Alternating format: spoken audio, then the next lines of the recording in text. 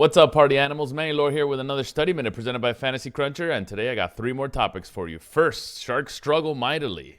A user with one lineup takes down the 100K on DraftKings. McJester takes it down on FanDuel. I'll have some tallies for you coming up. Topic number two, I have a little bit, I wouldn't say it's a little bit, but I have a more efficient way to cut down on exposure some, right? And it might not be as complicated as you guys think. I think people going into formulas and trying to find ways to cut down on exposure some and have unique lineups have a neat little trick you can do. And topic number three, the NFL Showdown that takes place on Thursday, the first game.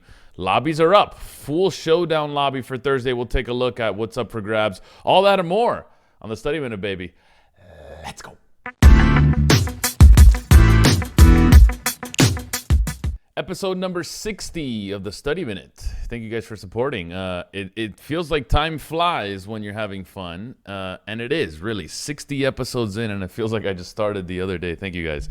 Topic number one, we all struggled, myself included. Sharks were down on the day. The winner of the 100K on DraftKings, a user by the name of Ibirel, I don't know how to pronounce this. Ibirrell.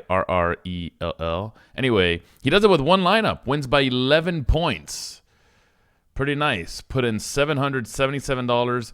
Gets $100,000 in return. I'll have your exact profit coming up in just a second. Anyway, he won by 11. Played Patrick Corbin and Chris Paddock. Wow. Chalk City at pitcher. We'll get to that in topic number two.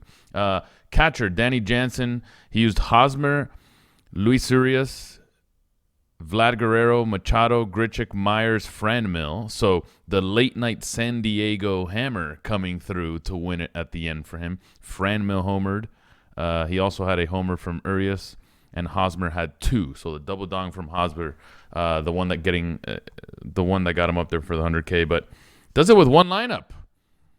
Just shows how bad Sharks did, really. On FanDuel was McJester who took it down. He took it down rather easily by 10 points. He used John Gray as his pitcher. Hosmer, the double dong, was in there, but used Scooter Gennett, Arenado, Story, Dahl. Colorado scored 9, by the way. Ohtani, Franmil, and Machado. So a Colorado-San Diego stack with a couple one-offs in there. Congratulations to McJester. Has been playing DFS forever, it seems like. I always consider him like one of the best live finals player of all time, right, in DFS, but good to see him still around. Good to see him winning 100K. So congratulations to him. Other than that, it was brutal for Sharks, right? I'll go to the Mega Sevens yesterday. Outside of that, Piano Club. Guys like Piano Club, Utica, Ricky D, Osimo, Chipotle. Most of them negative. Papa Gates negative. Like all these guys were just struggling yesterday. I think it had to do with Chalk City and Jaime Barria just having a rough night. He was owned almost 40% in tournaments. Paddock did okay. He had 21. I think that was fine.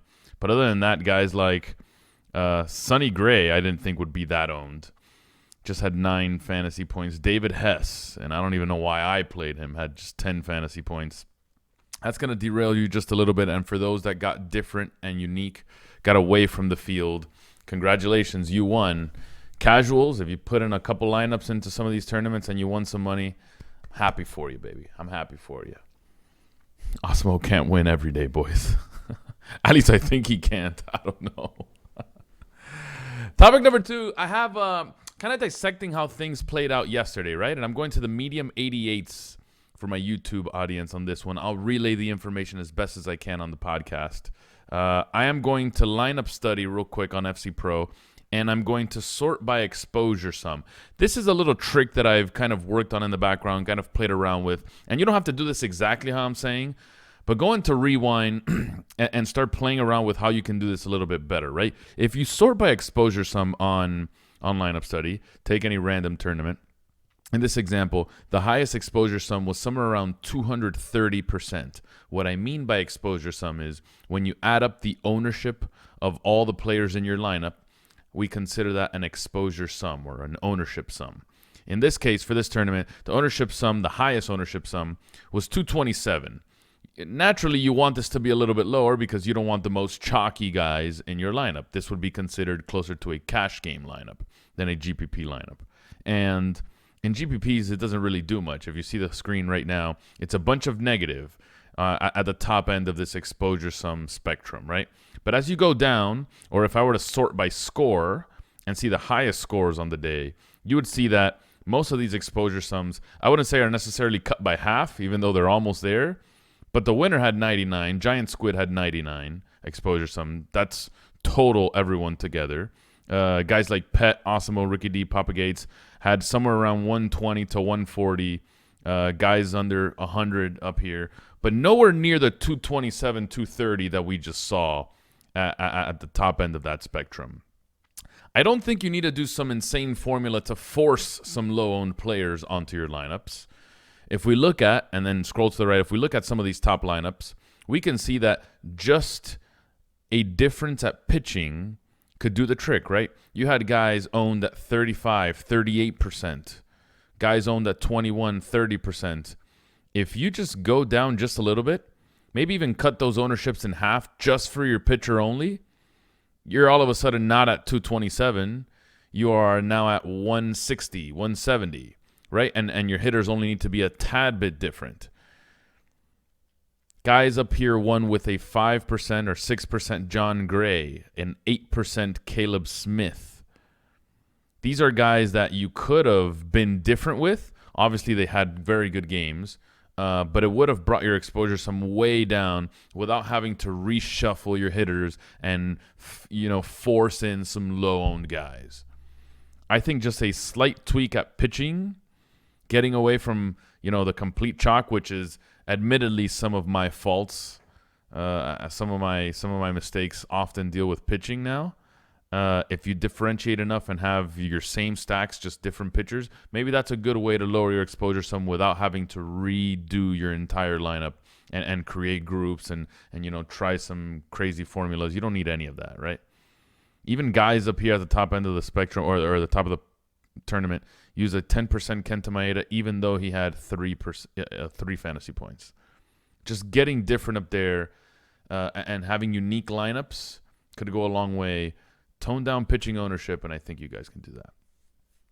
Topic number 3, we have an NFL lobby for the showdown on Thursday. First of all, if you're playing this, man, you really love football. You really like football because Denver, Atlanta, Hall of Fame game where pretty much no starter is going to play. I think so. The report is maybe a couple starters get in. At least for Atlanta. I don't know about Denver. I think the same thing. If you're going to start guessing this, unreal. But, we have a full lobby. We have all the tournaments you want from $180. You have large field tournaments. You have smaller field ones. A $5 with 24,000 entries if you want to go for $20K to first. If you want to have, just a couple bucks in play to kind of sweat out the game, that's probably what I do, right? See if I go grab a beer on Thursday with my boys, put in a couple showdown lineups and call it a day, man. Just get even though I probably won't root for anyone and it's probably me just picking random third stringers, hey, why not, right? Worth it. But the lobby is up. You have a ton of tournaments in there. Get in there. I probably would not spend a decent portion of my bankroll on this. Just kind of have fun with it, treat it as entertainment. But as far as trying to make money on this, man, good luck. Not only is it showdown, it's the first preseason game, the Hall of Fame game. Start flipping coins and see who you're going to put in those lineups. I think you'll need it. Thank you guys for watching, as always, for listening on the podcast. If you're on YouTube, thank you for that. If you guys can rate, like, and subscribe, that'd mean the world to me. Again, housekeeping if you didn't catch it on the stream or on yesterday's podcast. Thursday will be the last day for streams and podcasts. I'm leaving to Mexico for a wedding. Other than that, we'll be back on the grind next week. But until then, I think we should do this again tomorrow. What do you guys think? Catch you guys then.